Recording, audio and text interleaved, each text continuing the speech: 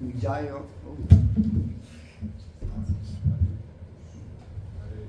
Ein plötzliches Ende.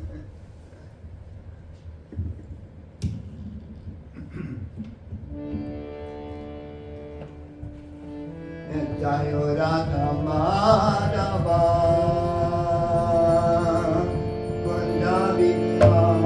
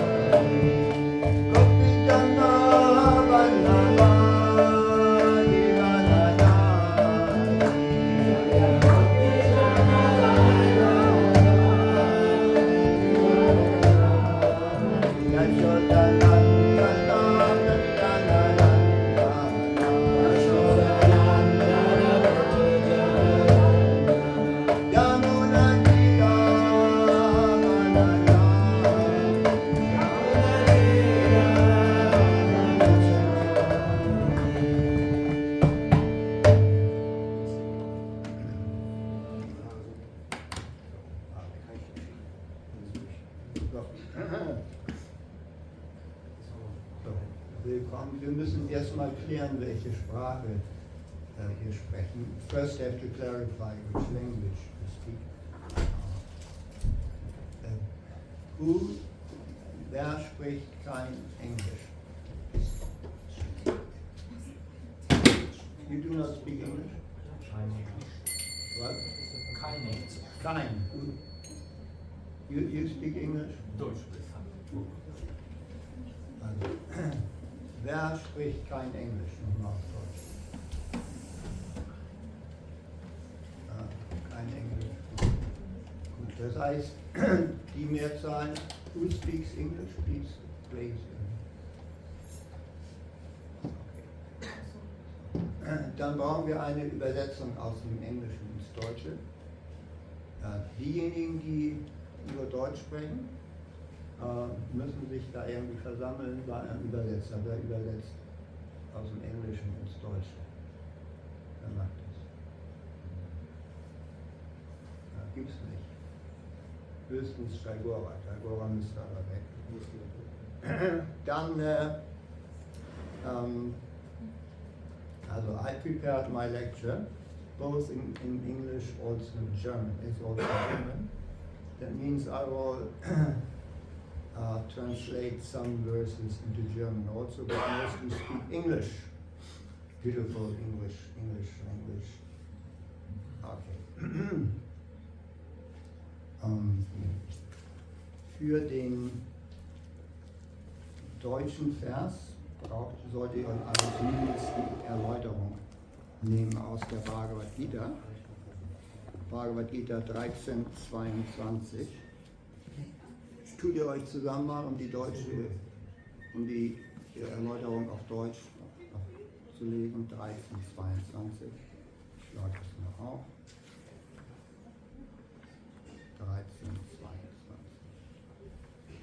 13,22. So, wer ihr Deutsch, Stefan, holt müsste das, und wer also kein Englisch kann, der möchte bitte zumindest den Vers und die Erläuterung für sich lesen auf Deutsch. Wer bekommt das?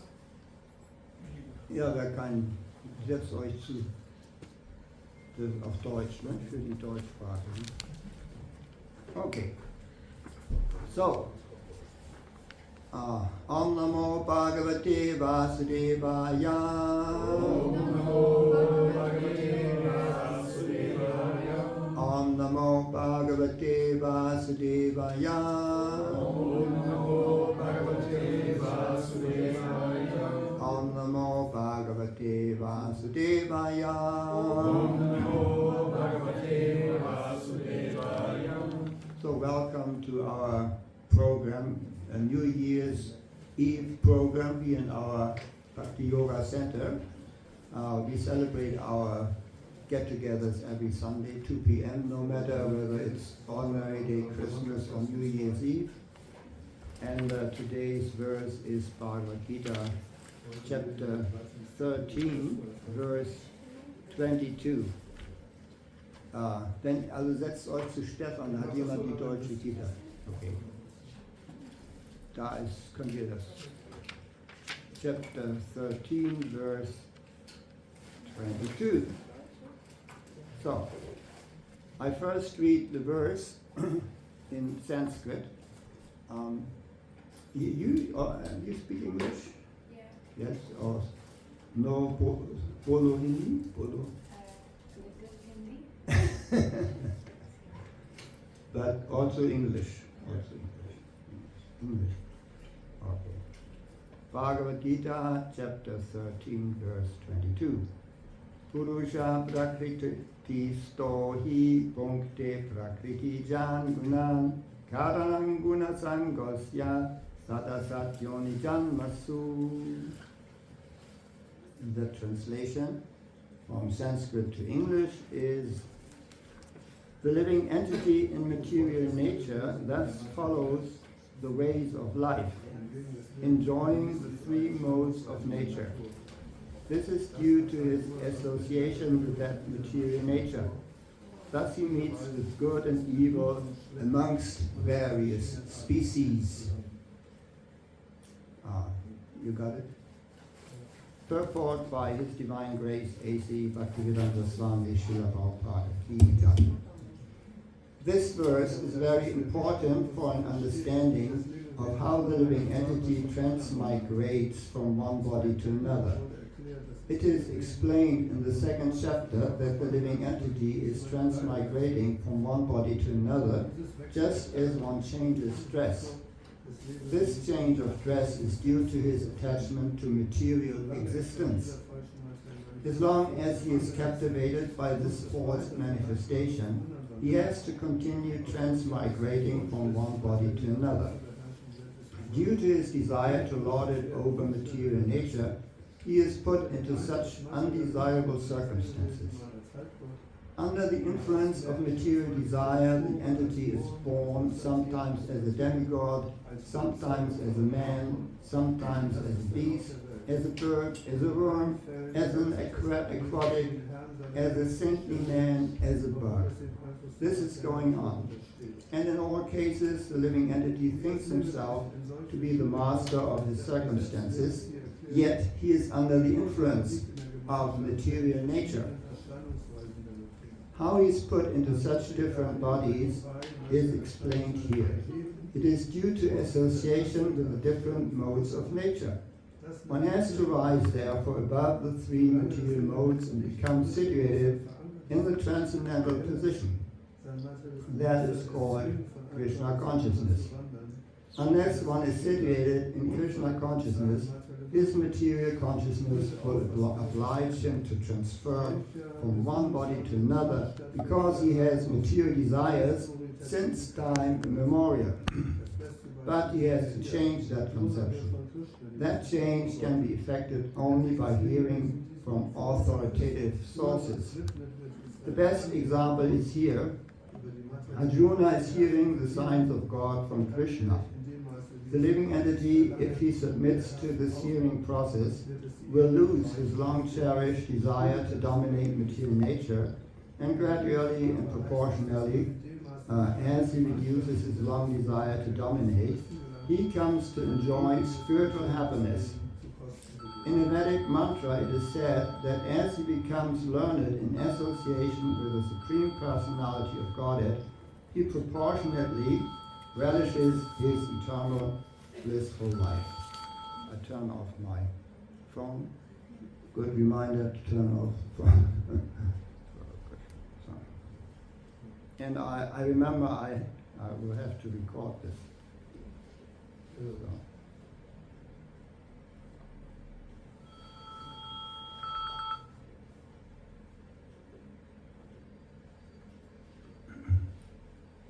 So first turn off, then record. Okay.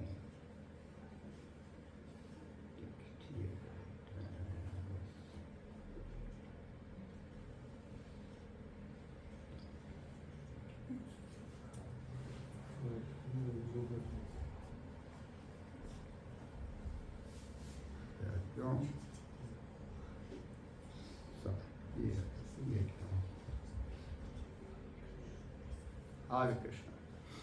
So we are hearing today Bhagavad Gita, chapter 13, verse 22. I repeat the translation. The living entity in material nature thus follows the ways of life, enjoying the three modes of nature. This is due to his association with that material nature. Thus he meets with good and evil amongst various species. So this being the last day of the year, and since I think many of you have heard summaries of the past year, 2023, maybe I allude to some of what happened this year. This year was not such a nice year. We had 2 wars that are still going on. We had a big earthquake in Turkey and Syria with 65,000 people killed. And the Amazon River, for the first time ever in history, dried up. How can one imagine the Amazon basin, which is known for that so much rain and moisture, dried up. It's unheard of. So this year again made us very conscious of the difficulties of material life. And this verse of Bhagavad Gita gives the explanation why these things happen. It is explained by Sri Krishna himself.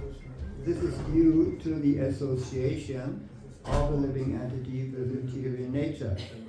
And since the living entity is associating with material nature, he naturally meets with good and evil amongst various species.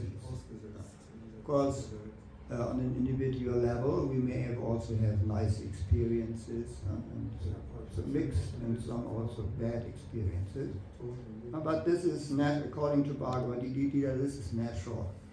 Even in the very beginning, Krishna says in the 2nd chapter, Matrash Parshas Kikanteya Sitos Nasuka Dukada Agamapaino Anityas Tangstitikshas Vabharata. He said.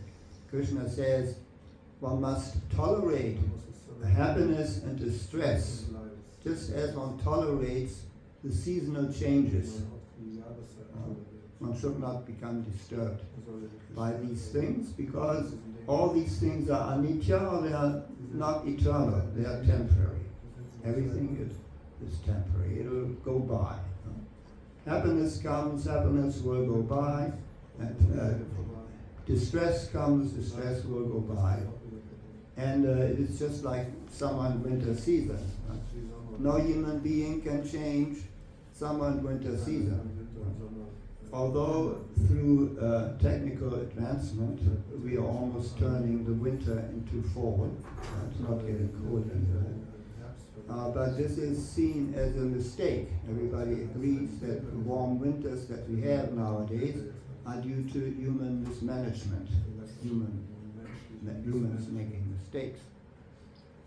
So this will happen, and we have to tolerate it. And there will not be any time, even in the future, when we can stop the change of happiness into stress.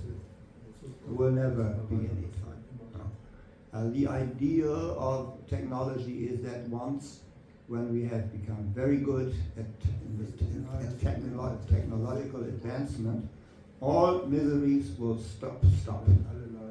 But Bhagavad Gita says, no, happiness and distress will always come. Even in the 8th chapter, Krishna explains, Abrahma Purana Loka Punarati Marajana Namupetya tu Kauntaya Puna Janma Navidyate. It says, from the lowest planet up to the highest planet in this material world, all are places of suffering where repeated birth and death take place.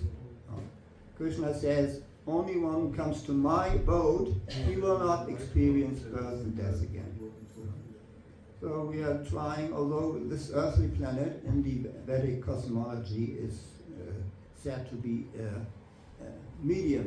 intermediate planets, middle planetary system. Vedic cosmology speaks of 13 planetary systems, out of which the earthly planets, one of which we live on, are in the middle. So in the higher planets, everybody is happy. Suffering is practically speaking absent. And in the lower planets, everybody is unhappy. The very lowest planets of the universe, they're called the hellish planets, planets of punishment. You've heard about hell, it's not a nice place. And the heavenly planets are places of reward for certain activities that people have done. But nowhere in this world will this change of happiness and distress be accepted. This world is even known also as Martya Loka, especially the medium planets, we are called earthly planet, called Martya Loka. Why? Because death is very present. Birth and death are natural in all planets, but in Martya Loka, death is very present, very much present. Everybody is very much conscious of death, especially in this Kali Yuga. In this Kali Yuga, especially because lifespan is shortened. Now you may say, in the West, lifespan is not shortened, it's actually extending. We're becoming older every 10 years. We can live one more year. But only in the developed countries. If you only go back, say, 100 years, people would live 50 years only. If you go back 200 years, people would live 40 years only, on an average. So by artificial technological advancement, we're becoming a little older in the developed countries nowadays. But in general, especially in Kali Yuga, the lifespan will gradually be decreasing. And everybody mourns about death. People are dying here, people are dying there. People are dying in earthquakes, natural catastrophes, which are all increasing in Kali Yuga. All the perception of them is increasing in Kali Yuga, reason being that people settle in places where formerly earthquakes would happen unnoticed, for example. But also accidents are increasing. So many accidents. Especially everything, whenever something happens anywhere on this planet, this is also a symptom of Kali Yuga, it is spread by the news. You have a little war somewhere in a place 8 kilometers by 40 kilometers, I won't even name the place. It is spread all over the world and everybody suffers for the people who are there. They're very much conscious that so many people are dying. Media being part of us perceiving these sufferings. It is said, speaking about media, that bad news sell. You've heard that? Bad news. Schlechte Nachrichten verkaufen sich gut. Bad news sell. Yeah. Why? People, they identify with suffering. Especially Kali Yuga is also, it's called the age of quarrel and hypocrisy. So many quarrels. Small quarrels in the family, especially in Germany, although Christmas is supposed to be the festival of peace. Many families quarrel during Christmas. It is symptomatic for Western Christmas celebration. But also wars, not only this year, but it has been going on for many years and centuries even, that on small provocation, big war starts. Just because people love quarreling, and they always look for a culprit. Sie gucken immer nach dem Schuldigen. They always look for a culprit. He is the culprit that the flowers in my garden don't get enough light. That's my neighbor. He planted this big tree. He is the culprit that our economy doesn't advance fast. And when there's a war, we say, that guy, he is the culprit. He started the war. If you go to that so-called culprit side, you ask the people, they answer, no, it's not him, it's the other side. They started the war. It's been going on for centuries. There's a very nice verse in Bhagavad Gita, chapter 3, verse 27. It says, Ahankara vimudatma kartarham iti manyate. 327. Let me look up the verse. 327. I need to repeat this verse sometimes. 327. Prakriti kriyamanani gunani karmani sarvasaha ahankara vimudatma kartaham iti manyate. That's the Sanskrit. You understand Sanskrit? Similar to Hindi. English translation.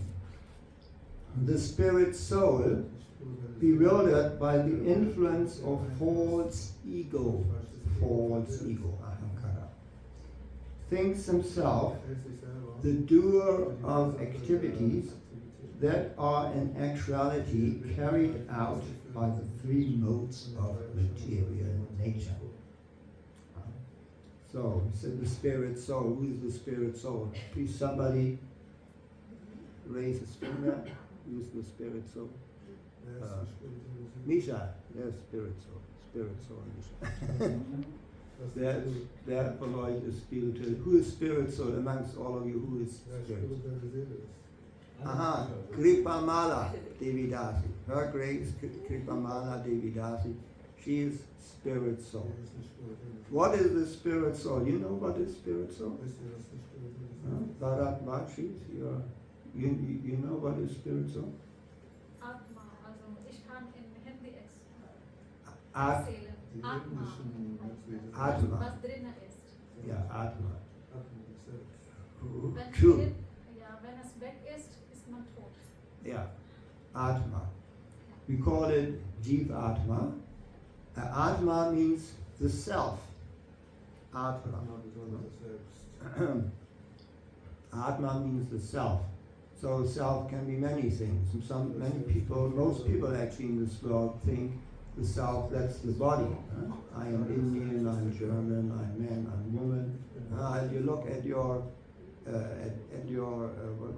look at your chest, you identify, well, it seems to me that I'm a man.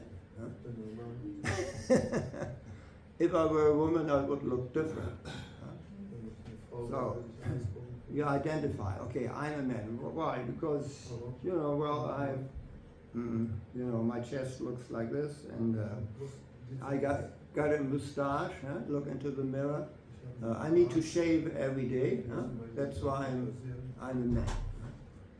One symptom. The ladies look at the mirror, no need to shave, I'm a woman. According to my body, my physique. So,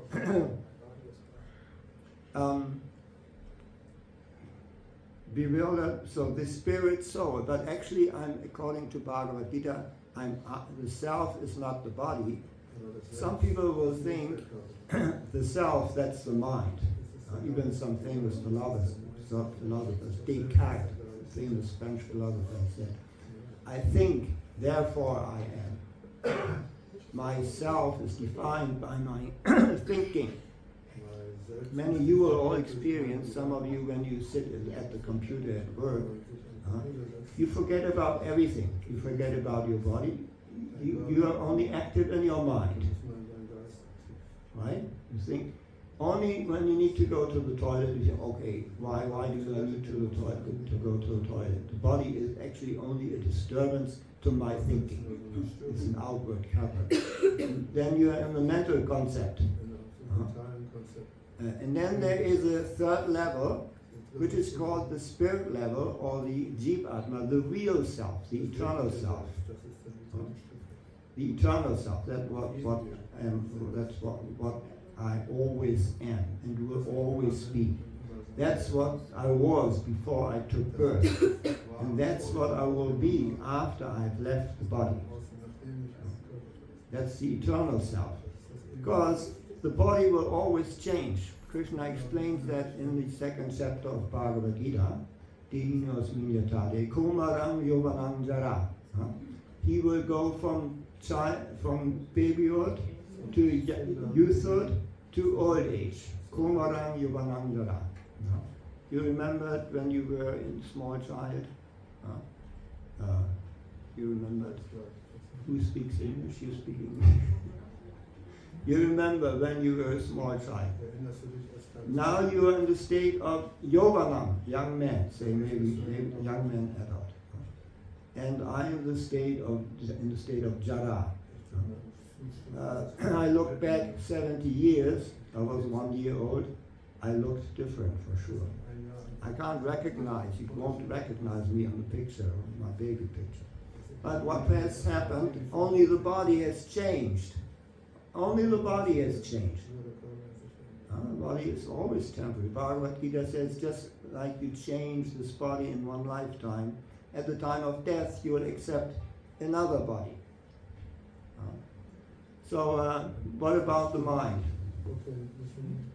My mind was the same when I was 1 year old as now. Do I have the same mind? Let's say, okay, 1 year I didn't think much at all, but say I was 10 years, 61 years ago I was 10. Is my mind working the same way as a 10-year-old child? Do I behave like a 10-year-old child? Ask my wife.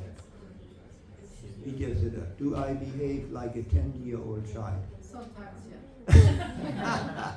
She's very honest. But mostly not, fortunately. I've learned a lot. Even now, my mind is different. We got married when my wife was 23. And now she's 61. Hare Krishna. So my wife has matured a lot since she was 23. This happened, fortunately it happens. You remember also when you were a little different, think when you were 23, Mataji beside your thinking was different, huh?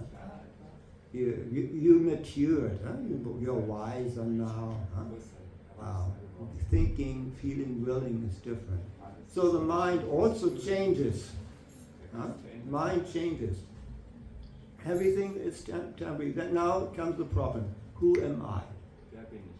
Am I a changing substance?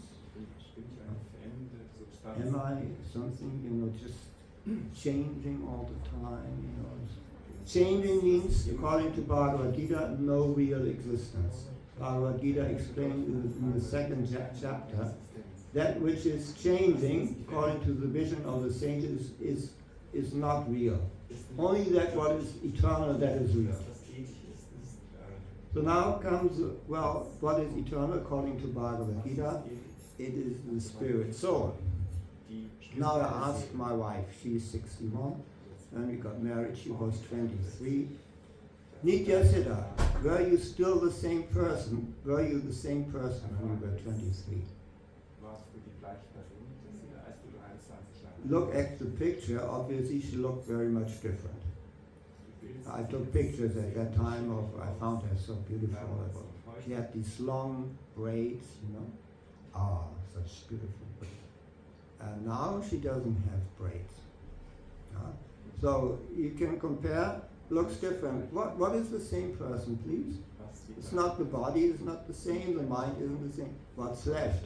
According to Bhagavad Gita, that is that identity which doesn't change. That's the Atma, Jivatma. And you can't see it, you can't smell it, you can't dry it. Bhagavad Gita, Krishna explains. You can't dry it, the wind can't dry it, you can't cut it to pieces, you can't moisten it in water. It's imperceivable. That's your real identity.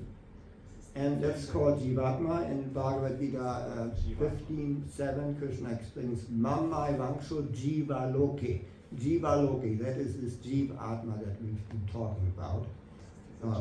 Mama 15:7, I looked it up again, 15:7.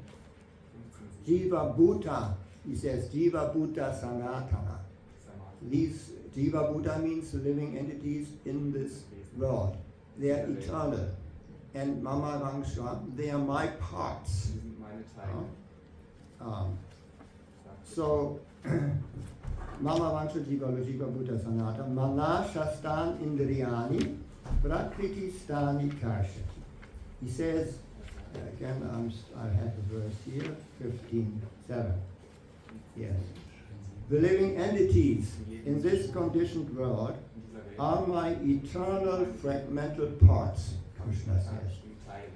Due to conditioned life, Jiva Bhuta means conditioned life, they are struggling very hard with the six senses, which include the mind. So that Krishna says, these living entities, they are eternal, they are my parts and parcels, but due to conditioned life, they are now in this world and they are conditioned. Conditioning means they are attached to material nature and they struggle very hard with the six senses, which include the mind. Six senses, eyes, ears, nose, touch, face, and six is the mind. So they struggle. That's why it said life's a struggle. And here in 327, Krishna says, the living entity as a struggle, how does it manifest? They are bewildered.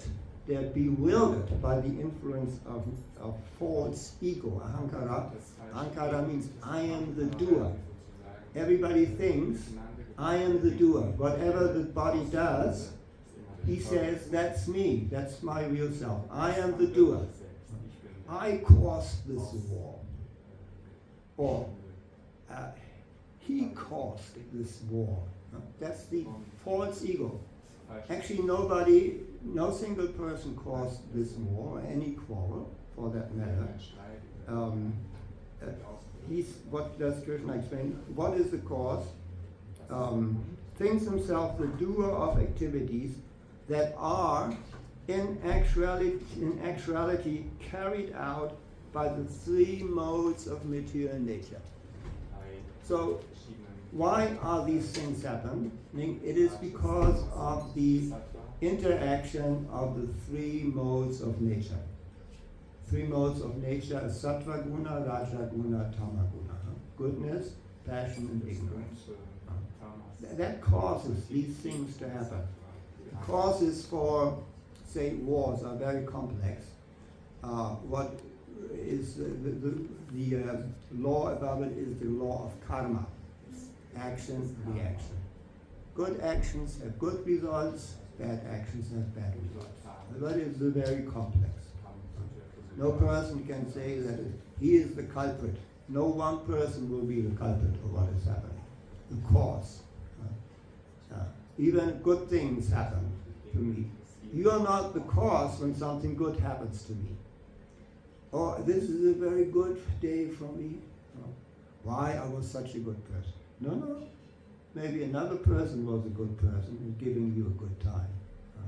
It is due to the interaction of the three modes of material nature. And there we get back to today's topic. I again read today's verse.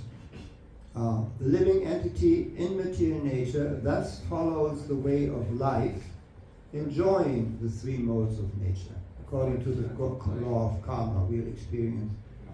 This is due to the association with that material nature. Thus he meets with good and evil among various species. So because of the interaction of the three modes of nature, we sometimes experience happiness and distress, and we are even put into various species of life. As we were explaining, after death, after we die, we'll take rebirth. Maybe we'll take rebirth in the heavenly planets, having a very happy life.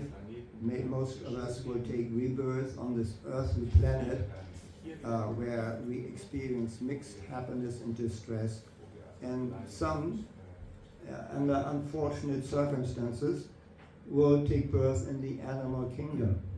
These are rare cases. In order to take birth in the animal kingdom, you have to be in a very bad state of consciousness at the time of death. And this also happens when people fight, for example, over drugs or something, criminal actions. State of death, they will be very greedy, angry, enraged, and the danger is they take birth as a dog. Dog in Germany, that's not such a bad destiny, is it? You get fed regularly. The only thing dogs, household dogs, don't enjoy any freedom. Their life is a life in prison. You observe them, even when they go out for walks, they are tied to a rope. They have no freedom. Why? The dog species in Hinduism, in Sanatana Dharma, is a punishment species. When it goes down, he can go take birth as a dog, as a punishment. Well, a dog in Germany is that he can sleep in the bed, but he's always tight, no freedom, like life in prison. And upward species are the cows, for example. In the evolutionary cycle, a cow will take birth as a human being next life. And human being, when he gets further promoted, he can either be born in a better material situation on this planet, or even on the higher planets. So this is how we meet good and evil in various species of life. So, now we all want that next year becomes a good year, right? It should be a very prosperous, nice year. And I picked out some verses about the year. In Bhagavad Gita, we have one chapter. It's called the Opulences of the Absolute. Similarly, in another scripture that we regularly study, Srimad Bhagavatam, also there is one Uddhava Gita. Lord Krishna teaches Uddhava practically the same truth that he taught Arjuna before. And there is also a chapter, the Opulences of the Absolute, in the Uddhava Gita. And there, Krishna says, among the vigilant cycles of time, ich lese das gleich in deutscher Übersetzung. Among the vigilant cycles of time, I am the year, and among seasons, I am spring. Among months, I am Margashirsha, and among lunar houses, I am the auspicious Abhijit. Auf Deutsch, unter den wachsamen Zyklen der Zeit bin ich das Jahr, und unter den Jahreszeiten bin ich der Frühling. Unter den Monaten bin ich Margashirsha, und unter den Mondhäusern bin ich das verheißungsvolle Abhijit. So Krishna says, I am the year. I am the year. Among seasons, I am the spring. So there are many cycles of time. We have the year, we have the second, we have the minute, we have the hour, we have the day, we have the week, we have the month, we have the year, and we have the decade, so on. So many cycles of time. We have the yugas. Krishna says, among cycles of time, I am the year. Because everybody calculates his life in terms of years. How old are you? You are, I guess, 27. True? 26. Okay. Almost 26. So then we celebrate the birthday. I'm 1 year older now. Until you get 30, you're happy you get a year older. Especially children. Oh, I'm already 11. Now I'm 12. And it continues until about 30. You're happy. Oh, 1 year older. Then we say, okay, we go back. This was a good year for me. And we wish Happy New Year. May you have a good New Year. So the year is very important. Krishna says, I am the year. So the most important cycle of time, that is the year. Then he says, among seasons, I am the spring. Spring will be coming. He says, I am the flowery spring. Krishna says, I am the spring full of flowers.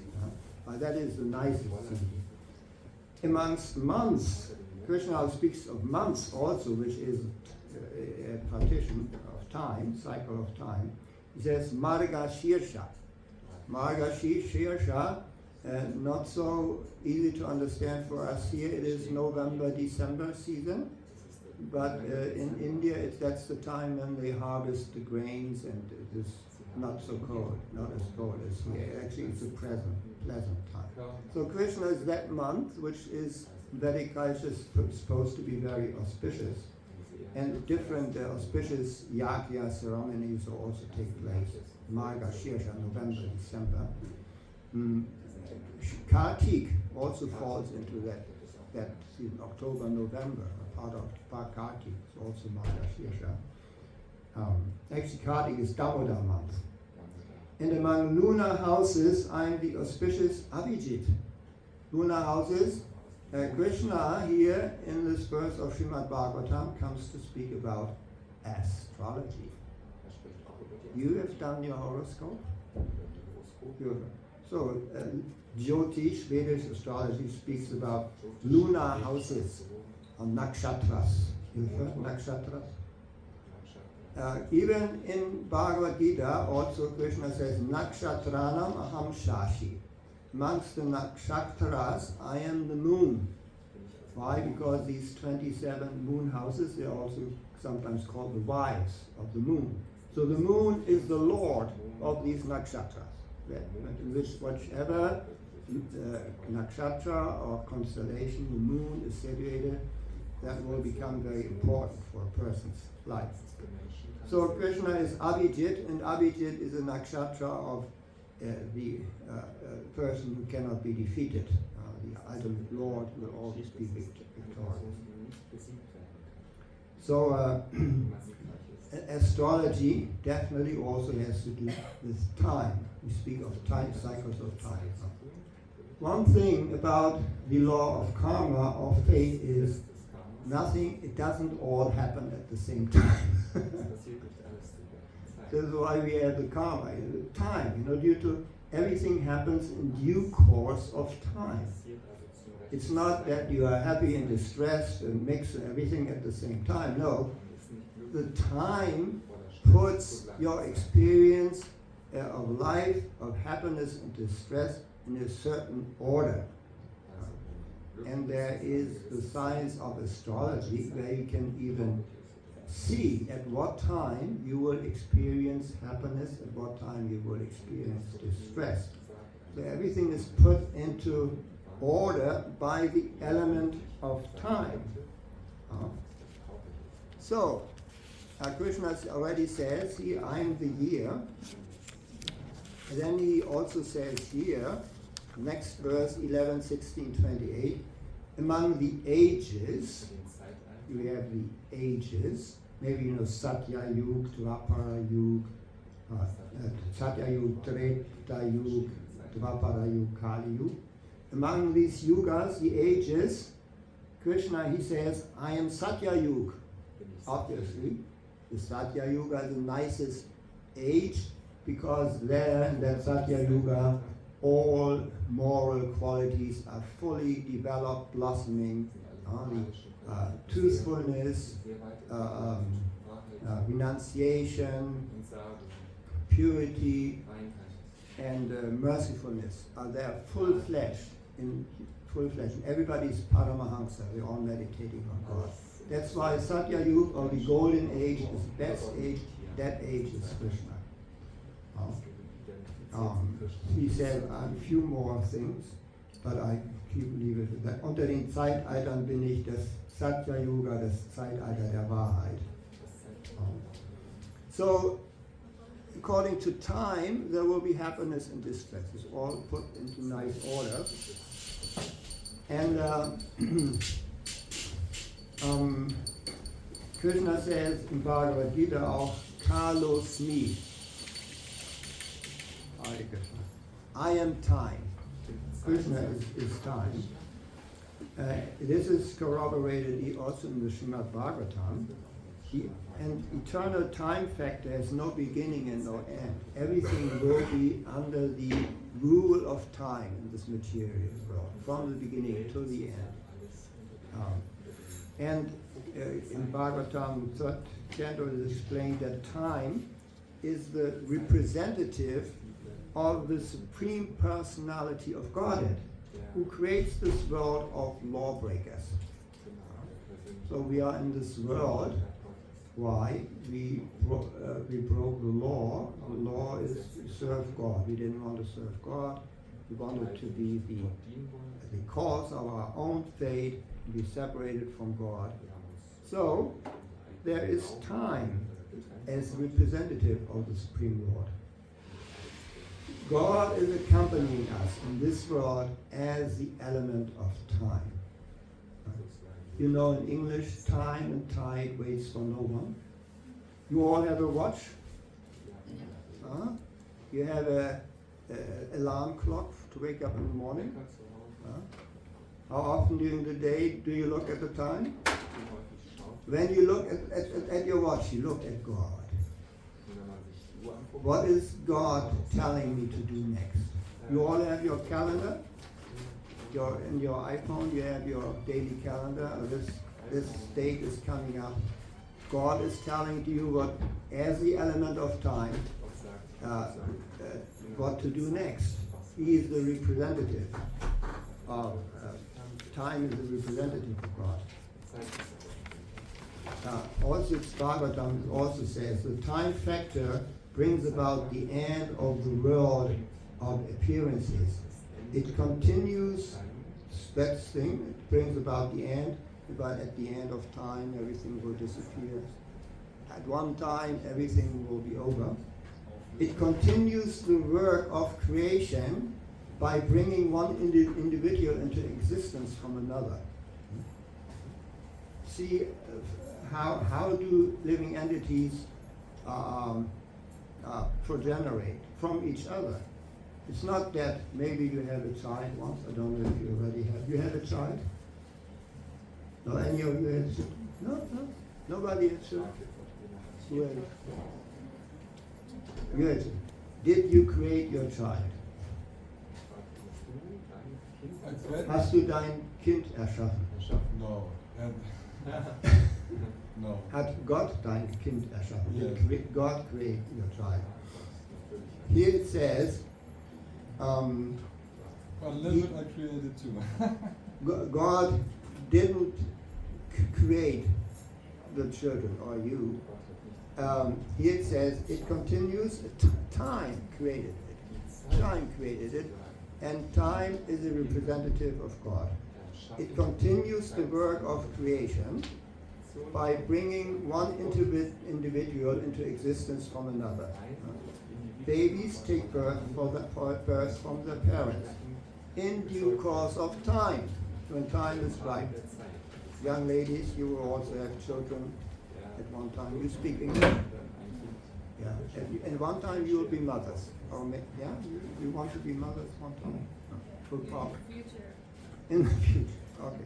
Good. In the future. Huh? In due course of time. We give you some time. Not now, but later. In the course of time. So this time element, that is the representative of God, according to Srimad Bhagavatam. Kalos me, time I am. But people only look at the time, they don't see the time as a representative of God. But that's what it says in our scriptures, Bhagavad Gita and Srimad Bhagavatam. Yeah, okay. So, in due course of time, also, everything happens, and it all happens ultimately under the direction of the Supreme Lord, who is sitting in everyone's heart. That is also said in Bhagavad Gita 1861, Ishvara sarva bhutanam rideshe arjuna tishtati brahmayan sarva bhutani yantarudani mayaya. Says, the Supreme Lord is situated in everyone's heart, O Arjuna, and is directing the wanderings of all living entities. Sometimes directly if the person is surrendered unto him, sometimes indirectly as the element of time, directing the wanderings of all living entities who are seated as on a machine made of the material energy. Ich lese es auf Deutsch. Der höchste Herr weilt im Herzen eines jeden, O Arjuna, und lenkt die Wege aller Lebewesen, die sich auf einer Maschine befinden, die aus materieller Energie besteht. So. Jetzt haben wir noch ein Zitat von Srila Bhaktivinoda Thakur. Wo habe ich das?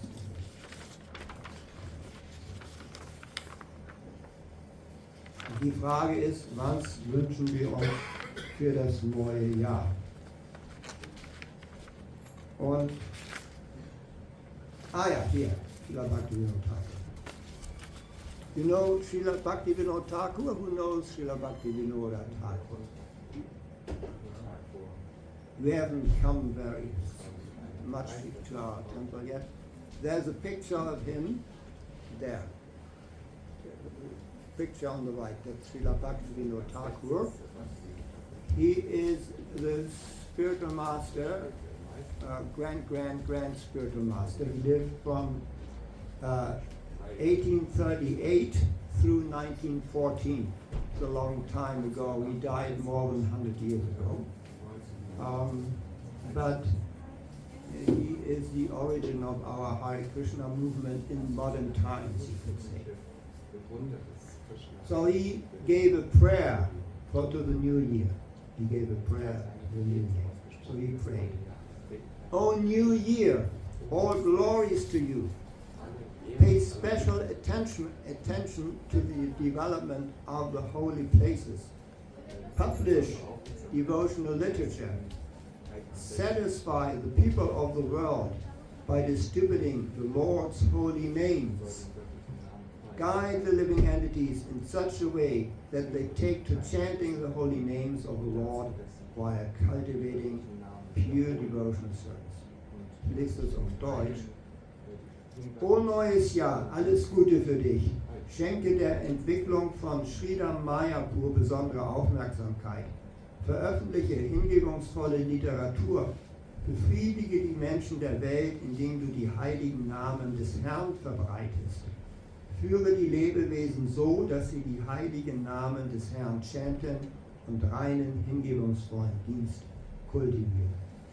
So he's glorifying the new year. Krishna was saying, I'm the year. He says, yeah, what should we wish for the new year? Here one special recommendation by Srila Bhaktivinoda Thakur, develop the holy places in India. Especially Sridham Mayapur, that's the place where Sri Chaitanya Mahaprabhu appeared in the year 1487. And many temples there now, and one big, huge temple is almost finished. It's over 108 meters high. Largest newly constructed temple in all of India. Publish devotional literature. Publish devotional literature also means distribute devotional literature. Misha, verteile hingebungsvolle Literatur. Veröffentlichen, verteile hingebungsvolle. Satisfy the people of the world by distributing the holy name. Make the world happy. Why? How? Bhaktivinoda Thakur recommends, give them the holy name of Krishna. Hare Krishna, Krishna Krishna, Hare Hare. Hare Rama, Rama Rama, Hare Hare. Guide the living entities in such a way that they take to chanting the holy names of the Lord by cultivating pure devotion service. So recommend to them, chant the holy name and give them guidance. This is, of course, if you want to give guidance, you have to have learned something yourself. We ourselves take the guidance from our spiritual masters. The founder of the Hare Krishna movement is His Divine Grace, A.C. Bhaktivedanta Swami Srila Prabhupada. And he died left this world in 1977. But since there have been other successive spiritual masters and also teachers, so if possible, give guidance, give spiritual guidance. First study Bhagavad Gita as it is, and then teach Bhagavad Gita. That's a good thing to do. First, as I said, before giving guidance, one has to take guidance. So get immersed in the study of Krishna consciousness, and especially also chant the holy names. I think that's what I want to wish, what we want to wish you for the new year, that you all chant the holy names. And that you can do at least once a week when you come to the beautiful Hare Krishna Sunday feast here at our Bhakti Yoga Center in Harburg. So this is our wish for the new year. Those who are already chanting the holy name, may they improve your chanting. When one starts, it's may still be difficult to concentrate, but when one continues, one will learn how to concentrate better on chanting the Hare Krishna mantra. And we are known as Hare Krishna movement. Why? Because we chant Hare Krishna all the time. So we had very good experience with it. And the one who inaugurated the chanting of Hare Krishna mantra for everybody in this age, that was Sri Chaitanya Mahaprabhu himself, who lived in Bengal from 1487 to 1533. So these, you may say, well, that is also a time in history, but Srila Bhaktivinoda Thakur, the same Bhaktivinoda Thakur, he says that Vaishnavas never die. They don't die. They will continue living in their words. Like also Srila Bhaktivedanta Swami Prabhupada, he also lived at a time in history, but he left these beautiful literatures. Srimad Bhagavad Gita, he left, and we are distributing it to everybody. Misha, he will be happy to give you Bhagavad Gita. So this way, these saints, they do not die. Other people may die, God forget. But you take any holy person in, in India or maybe even in other cultures, Jesus, Muhammad, they don't get forgotten. Because why? They are linked up to the eternal truth and they are spreading the eternal truth. They are identified by their connection to the eternal truth, to eternity. That is God or Krishna himself. And they have from them, by taking these eternal instructions, our Atma, our soul, our real self, will awake from its slumber, from its false identification, from its illusion in this material world. It will wake up to its original glory in connection with the Supreme Personality of God. So, are there any questions?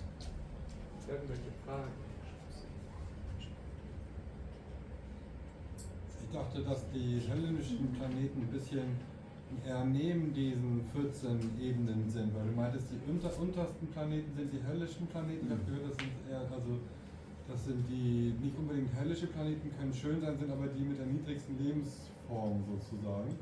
Jetzt verwechsel ich die hellenische, also die Hölle möchte ich jetzt gerade nicht mit den unteren Planeten verwechseln. Oder ist es doch dasselbe? Gehört die Hölle, wo man sein Karma erleiden muss, um das durchzumachen, eigentlich auch zu den niedrigeren Planetensystemen?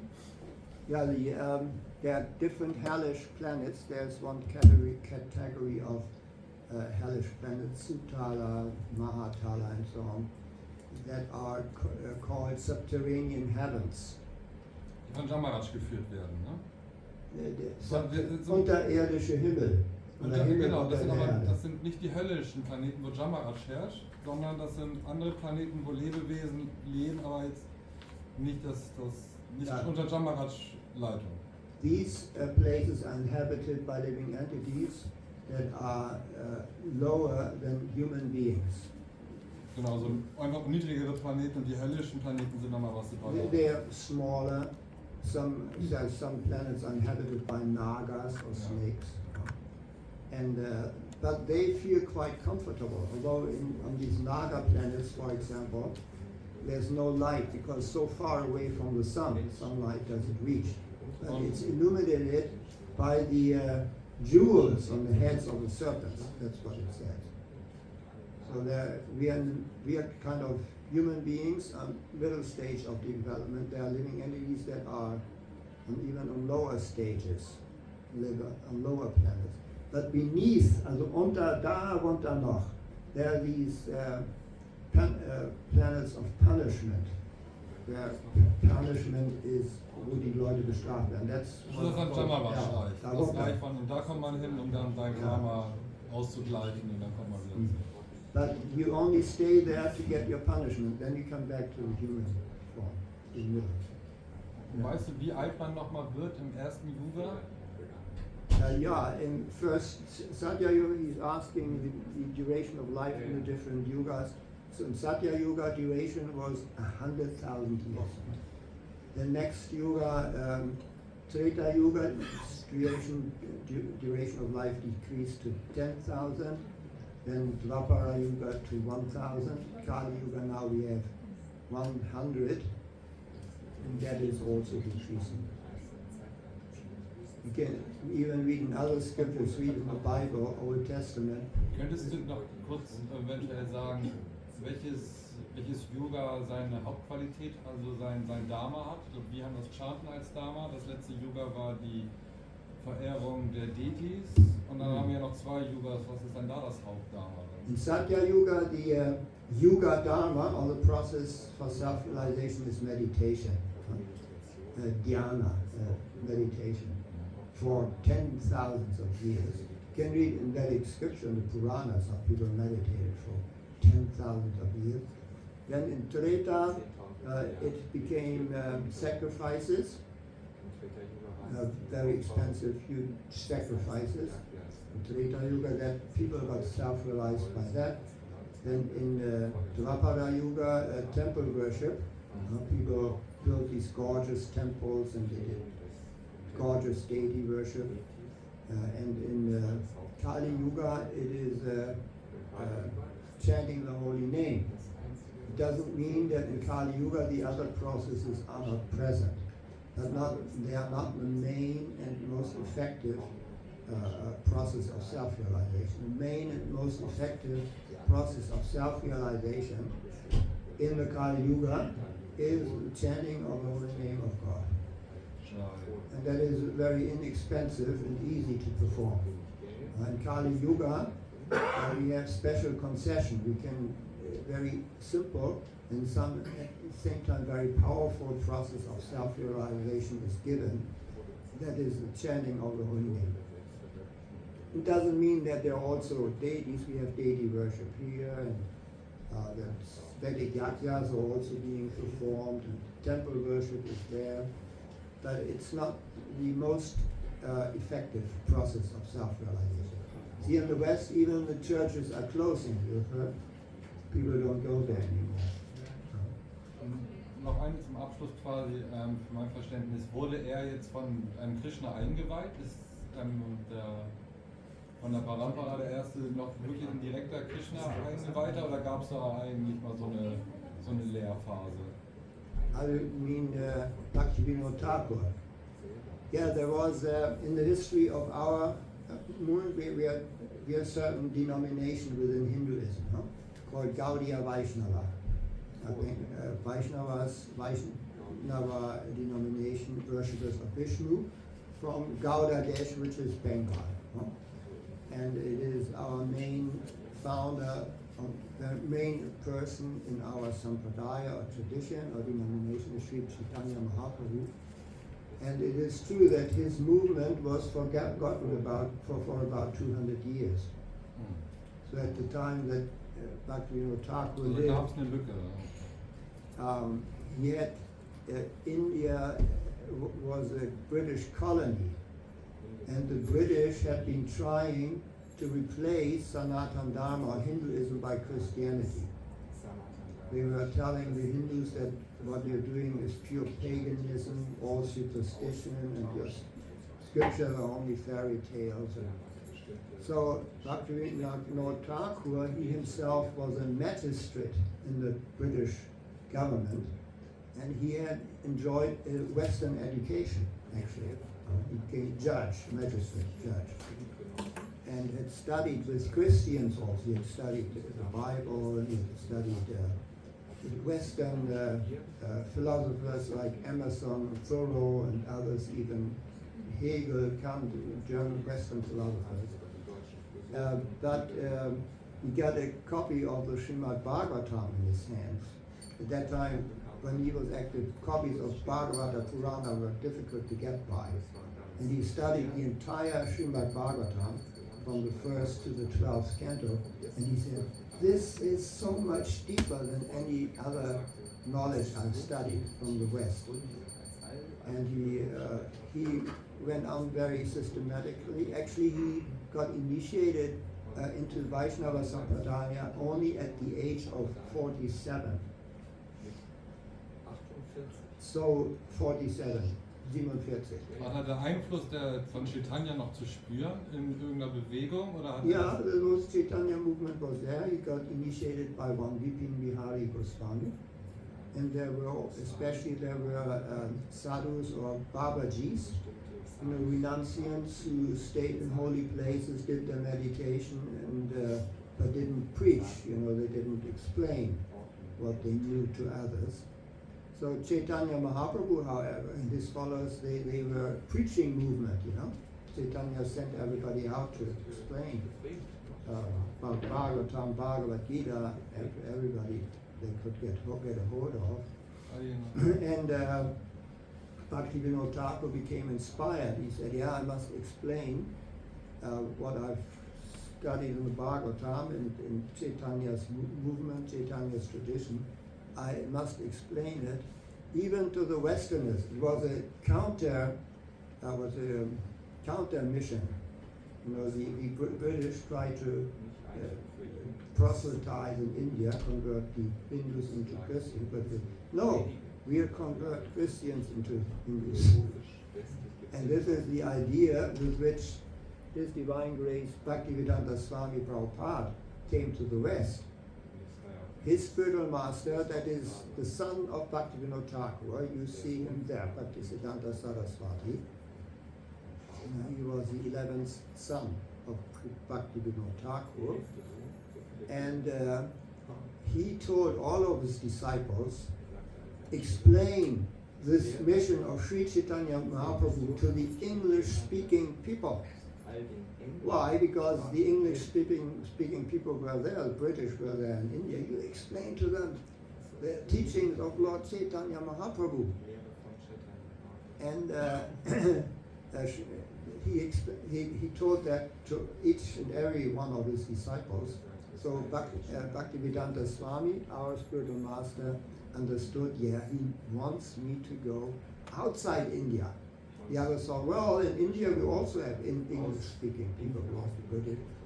He said, well, no, I go, he said, even I go to America, because Bhaktisiddhanta, when he spoke of English-speaking, always spoke about London, how that was kind of the center of the Commonwealth, London. Huh?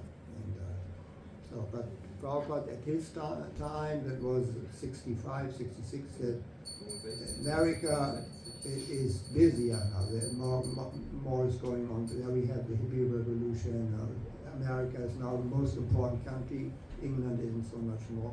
So he went to America and started his movement successfully there in 1966. From there he sent disciples all over the world. He himself came to Hamburg in 1969. So the temple that he founded in Hamburg, that was Eppendorfer Weg 11, that is the oldest Hindu temple in all of Germany. At that time, there was no other Hindu temple in Germany. Now we have more Hindu temples. And even in Hamburg we have four Hindu temples, one of them being ours. But that was in other places, of course, England, I think there were some at that time. But in Germany, there were no other Hindu temples in 1969. And our center has shifted from there. We've always had temples in Hamburg. Here in this place, we have been since 2013.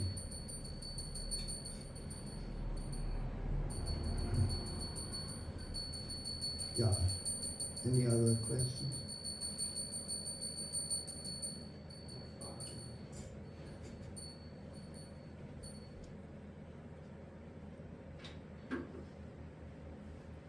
So what is next then? Guru Puja? Yeah. Guru Puja. Now next thing we do is we do the worship of our spiritual master.